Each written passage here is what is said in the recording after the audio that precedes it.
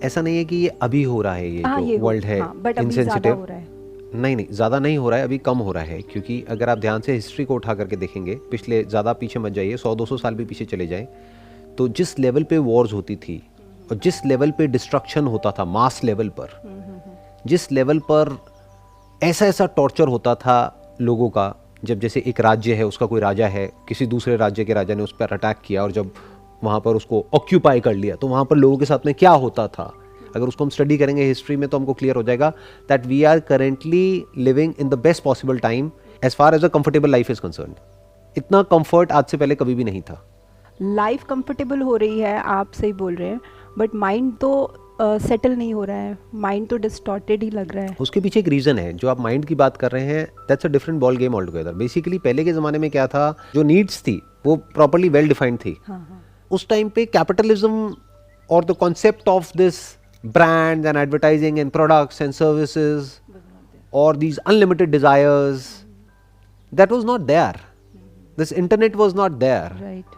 Television भी होता था, उसमें लिमिटेड 1-2 कुछ सीरियल्स आते थे पूरे हफ्ते में। आज की डेट में क्या हो रहा है, ये मीडिया इतना ज़्यादा पेनिट्रेट हो चुका है कि जिसकी वजह से क्या हो रहा है कि लोगों के जो डिज़ायर्स हैं वो बहुत ज़्यादा बढ़ गए हैं। राइट। तो ये प्रॉब्लम्स डिज़ायर के लेवल पे है। लाइफस्टाइल तो कंफर्टेबल हो गया है, लेकिन माइंड के लेवल पे हम अनसेटल्ड हैं। क्यों? क्योंकि कितना भी मिल जाए वो कम पड़ जाता है। राइट। जो अमीर है वो भी गरीब है इन कंपैरिजन टू जो उससे ज़्यादा अमीर है। Right. Because in comparison to their neighbour और देयर रिलेटिव्स और देयर फ्रेंड्स, वो अभी बहुत पीछे हैं। तो सब एक रेस में भाग रहे हैं। राइट। तो कोई भी रेस हो, चाहे वो बच्चों की हो चाहे बड़ों की हो, जो भी हारता है वो रोता है। बच्चों को आप देखो ना, जब भी रेस होती है, जो जीतता है वो खुश हो जाता है, जो हारता है वो रोता है। तो एक रेस चल रही है हम सबके माइंड में, और सब कुछ और कॉम्प्लिकेटेड होता चला जा रहा है। डिस्ट्रैक्शंस बहुत ज़्यादा बढ़ गई हैं, एडिक्शंस बहुत बढ़ गए हैं तरह तरह के। मेंटल डिसऑर्डर्स के बारे में देखे जाए तो जो हमने पहले कभी सुने नहीं थे, ADHD इन किड्स, ऑटिज्म बहुत बढ़ गया है। पहले इतने ऑटिस्ट चाइल्ड नहीं दिखते थे। Right. तो सर ये सब नेगेटिव एस्पेक्ट्स हैं मॉडर्नाइजेशन के। And this is kind of inevitable, ये और बढ़ेगा अभी धीरे धीरे। ये जो साइकोलॉजिकल डिसऑर्डर्स हैं ये और बढ़ेंगे, क्योंकि अगर हम किसी भी डेवलप्ड इकोनॉमी को देखते हैं तो हम आइडिया लगा सकते हैं कि वहाँ पर क्या हो रहा है और यहाँ पर क्या होने वाला है। Right. देखो बेसिक प्रॉब्लम क्या है कि जब तक एक इंसान बिजी होता है ना, कि मेरे को काम करना है अपना पेट भरने के लिए, अपनी फैमिली का पेट भरने के लिए, तब तक कोई प्रॉब्लम नहीं होती। तब तक सिर्फ एक प्रॉब्लम होती है कि भाई मेरे को पैसा चाहिए ताकि मेरे को रोटी मिल जाए, घर मिल जाए, कपड़े मिल जाए, मेरे बच्चों को एक अच्छी एजुकेशन मिल जाए। जब ये सब हो जाता है तब एक्चुअल में साइकोलॉजिकल प्रॉब्लम शुरू होती है। राइट। एक है फिजिकल लेवल पे प्रॉब्लम्स, एक है साइकोलॉजिकल प्रॉब्लम्स। तो फिजिकल प्रॉब्लम कब तक है? जब तक कि फिजिकली फाइनेंशियली आप प्रॉब्लम में है। बट जैसे ही वो अचीव हो जाता है, अब एक्चुअल में करने के लिए कुछ भी नहीं है। राइट। अब आपके पास में इतना पैसा है कि आप बैठे बैठे खा सकते हो और आपकी फैमिली भी खा सकती है, तो अब करें क्या? अब खाली हो गए, और कहते हैं ना खाली दिमाग शैतान का घर। तो अगर माइंड को अगर कंस्ट्रक्टिव किसी जगह पे ना लगाया जाए तो mind bye it's very nature is destructive, because it's isolated and fragmented. Mind क्या है? आपका एक मैं है जो औरों के मैं से अलग है।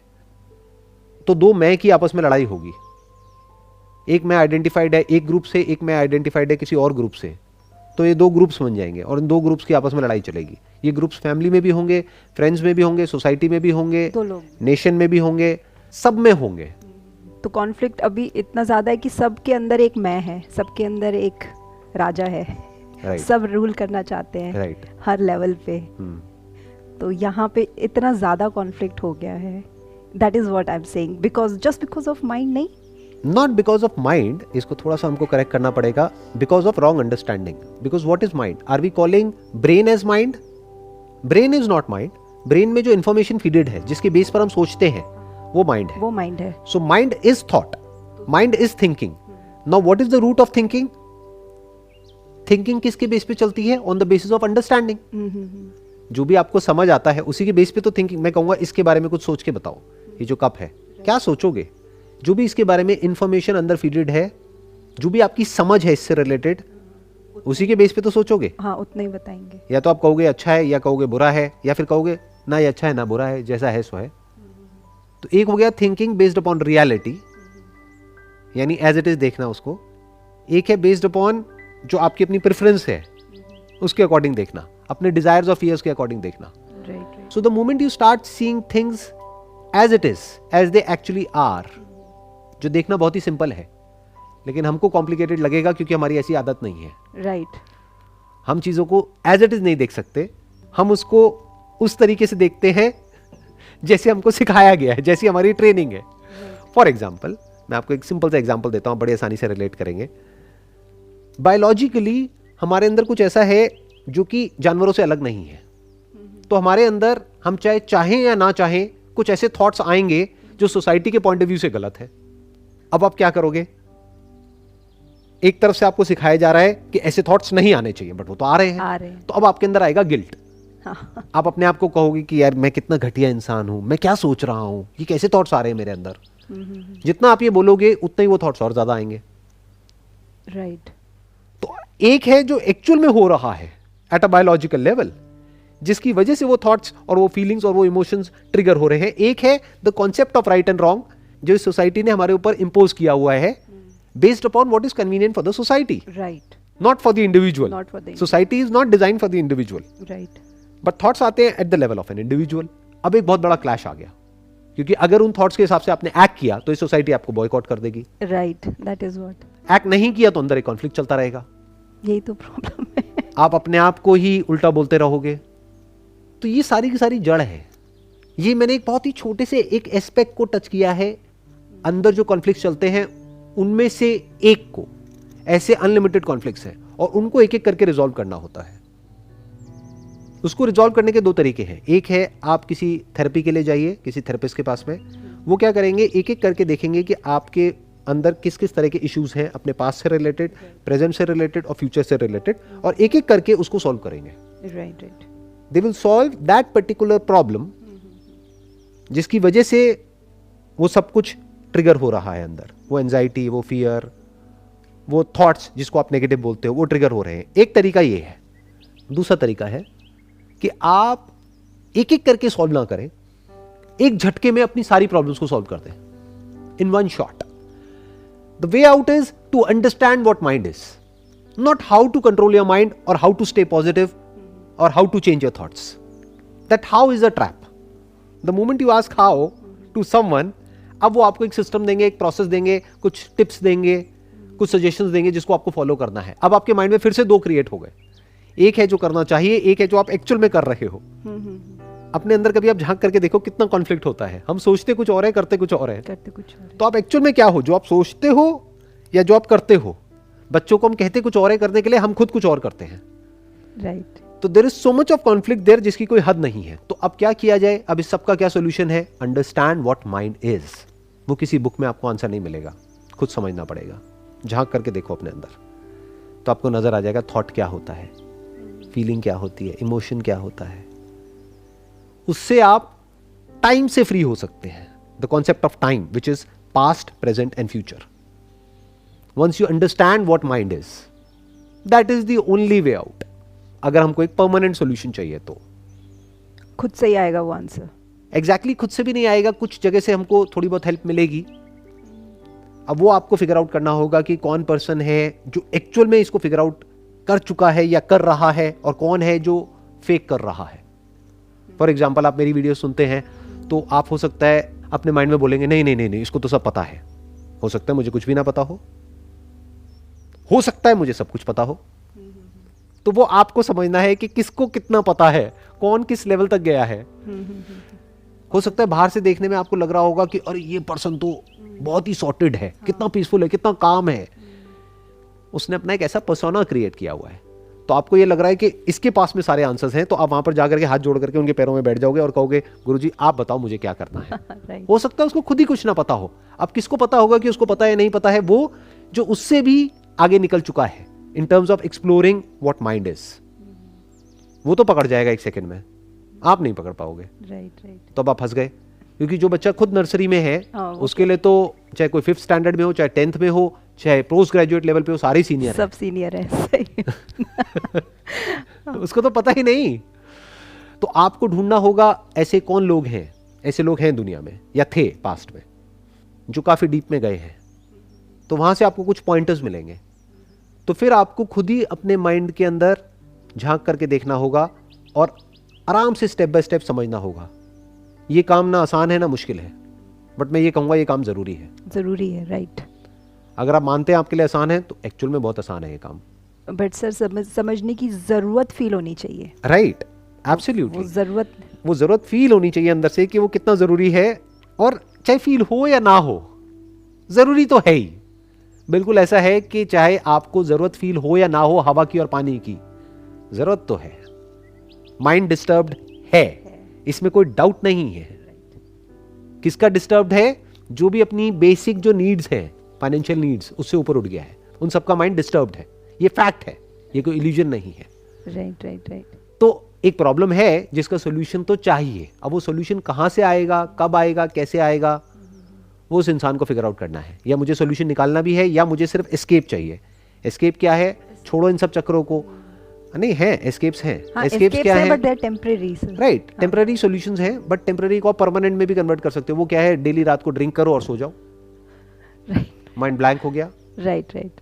अपने ध्यान को डाइवर्ट कर दो, कुछ और चीजों में लगा दो, प्लेजर्स में इंडल्ज हो जाओ, ये कर लो, तो यही चल रहा है शायद, यही चल रहा है। और क्या चल रहा है, सब भाग रहे हैं राइट अपने आप से, कुछ ना कुछ एडिक्शन लेके बैठे हुए हैं, राइट, जिससे वो रियलिटी से दूर हो सके।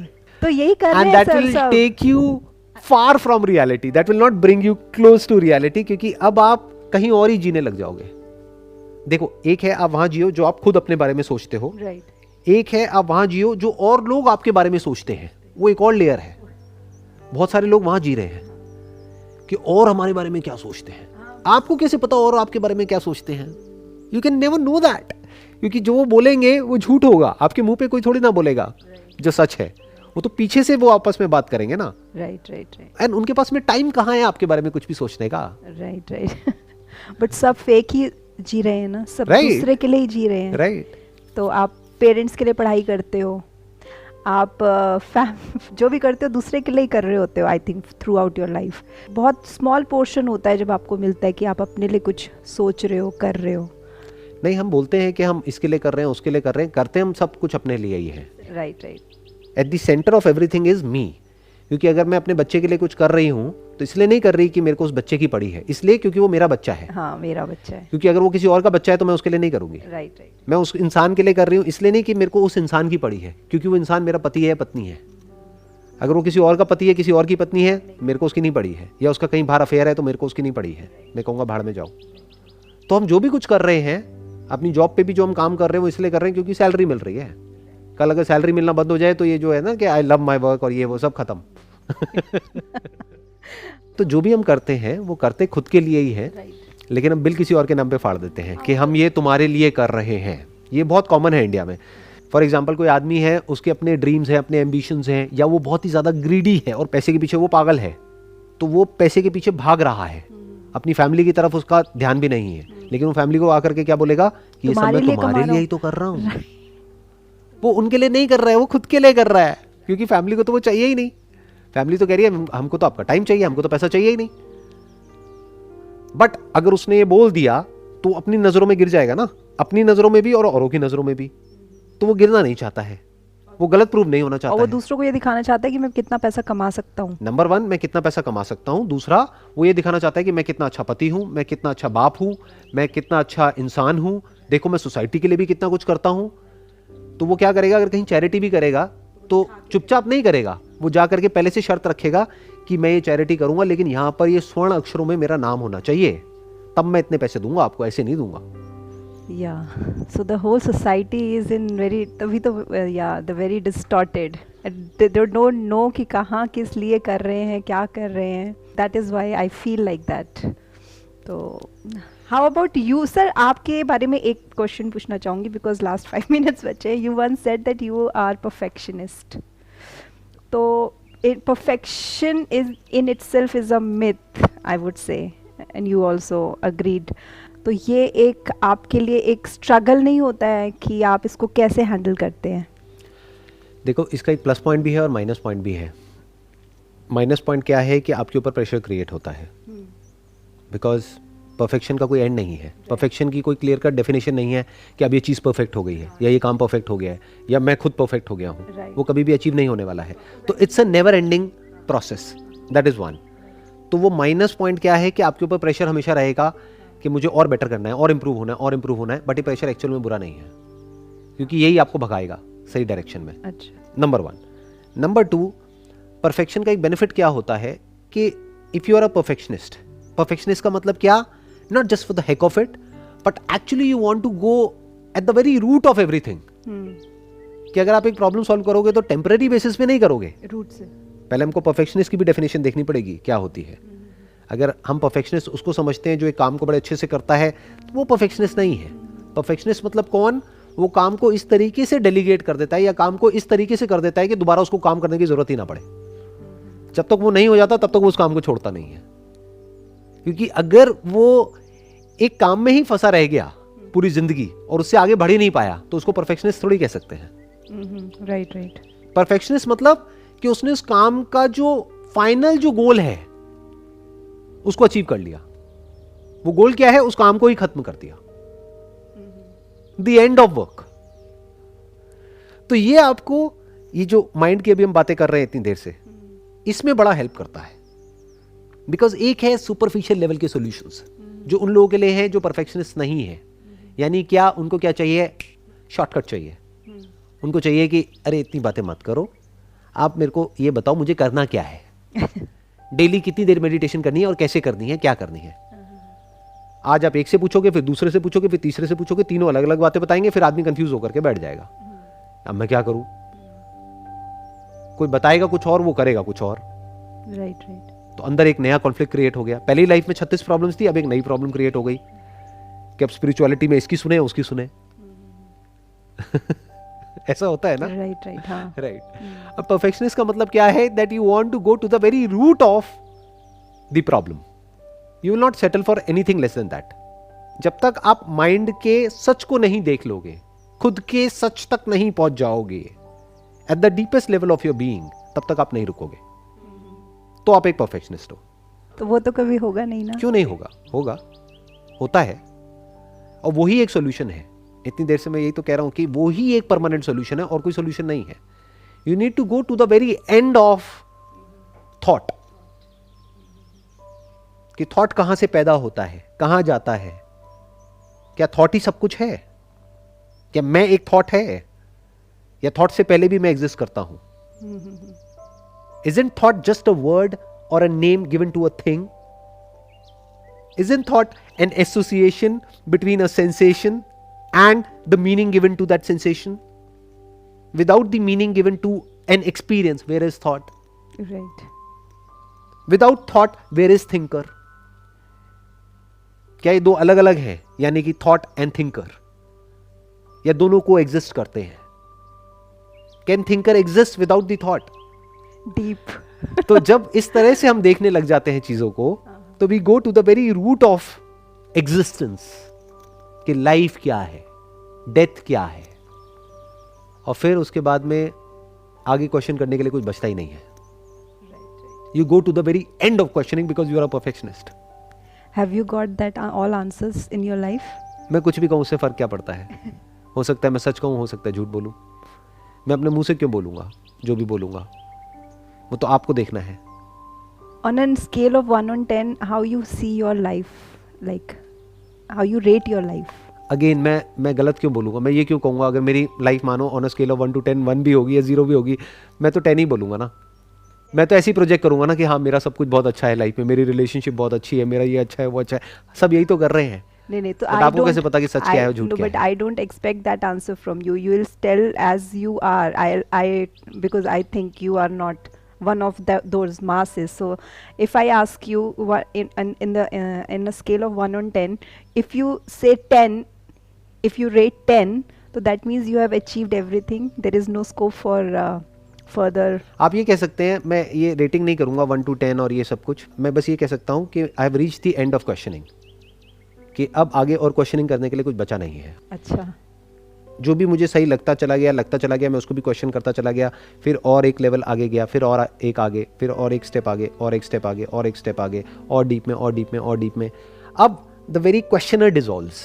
अब कोई क्वेश्चनर ही बाकी नहीं रह गया है. तो जब कोई क्वेश्चनर ही नहीं है तो क्वेश्चन कहाँ से होगा? So now what? नाउ अभी मैं आपसे बात कर रहा हूँ और जो भी मेरे एक्सपीरियंसेस हैं, थॉट्स हैं, वो आपके साथ में शेयर कर रहा हूँ.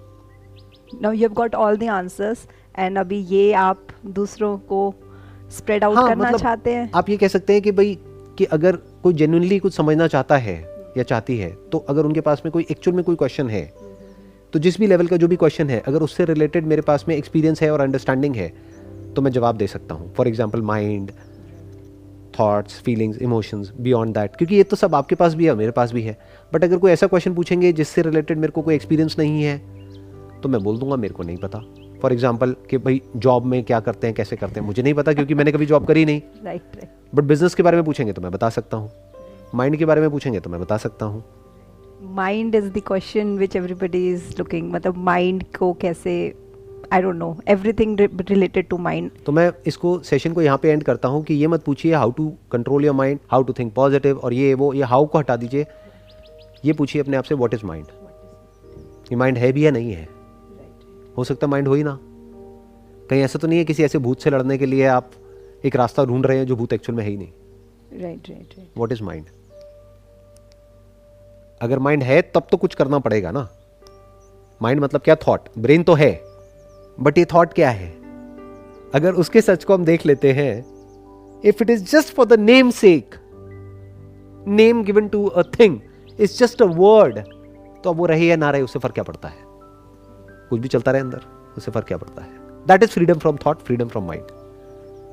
Great insight, sir. Thank you so much. Most welcome, ji.